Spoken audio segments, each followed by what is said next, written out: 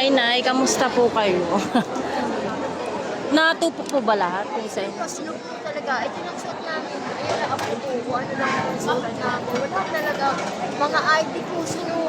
ID ng voter sa ID senior. Maglalakad pa ako ngayon. Hirap na hirap. Talagang hindi ako makalabas ng pinto. Hinihinga lang ako mga apo ko.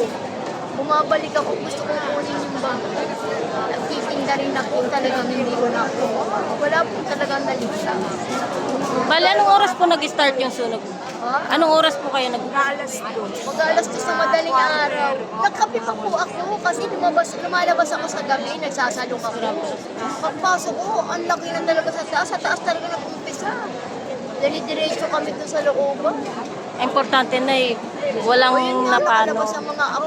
Pero ako, ma'am, Hindi kami nagdala kasi ano nga, stroke yan. May mga stroke yan. Ang dalawang katabi ko, magkakabilid kaming bahay, ma'am. Wala talaga kami kung ano lang ang suot namin. ako nagpapabahay. Oo, okay lang, Nay. Kaya,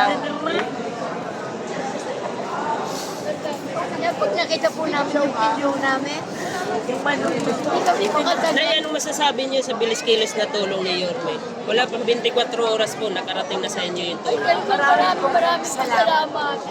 Maraming Talaga salamat po po, ang Rene. bilis. Malaking bagay po ito talaga. Ay, yung inupa namin bahay, wala kami nakuha. Kapili na po kami ng mga kahoy. Makabili man lang po ng kahoy para may sinuman lang ng mga bata. E ngayon po ba ang bahagi? Hindi po talaga alam. Na-stroke po. Ano raw po yung dahilan na ng sunog na yun? Tataas po, hindi namin alam. Nagulat na lang ako, launa ng madaling araw. Nagkatimba ako. Bahay sa amin. Sabi, wala naman sir. Init ako, pero nagkape ako. Ay, dyan lang sa gilid yung mismo. Sa taas namin, sa likod na namin. Labas ko po, may sumigaw, sunog, labas kayo, ate, labas yung kapatid niya. Ngayon sabi ko, ano sunog? Napasok ko lang, iiklit pa lang ako para ako na hindi nanginginig ko at tuhod ko. Hindi ko alam paano kukunin ko yung TV. Saan to ninyo ko inaabot ko? Ma'am, parang hinihila ako makalabas na din, babaksak ang bahay. Parang hinihila ako sa, ako na lang po talaga walang ilaw.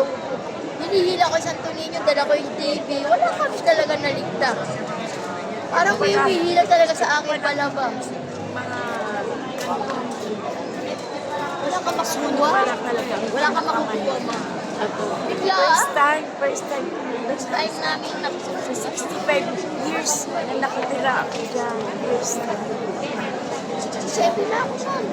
Pero nung nawala na ako may trabaho dahil sa kalangay. Ano yan, Nay? Malapit na sana yung pista sa inyo, di ba? Pista mo ba? Oo, nandito na dito.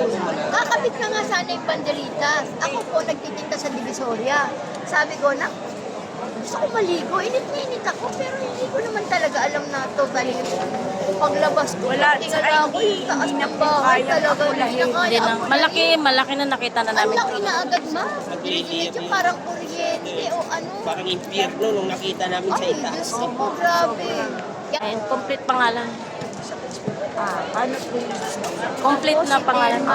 si Magat Elma F. Agustin, isang stroke patient. Nasunugan po kami, wala po kami nailigtas. Sa kalagayan ko, isang stroke ako ngayon, ito naman ng dago. Yung namin alam po paano kami nakakabango.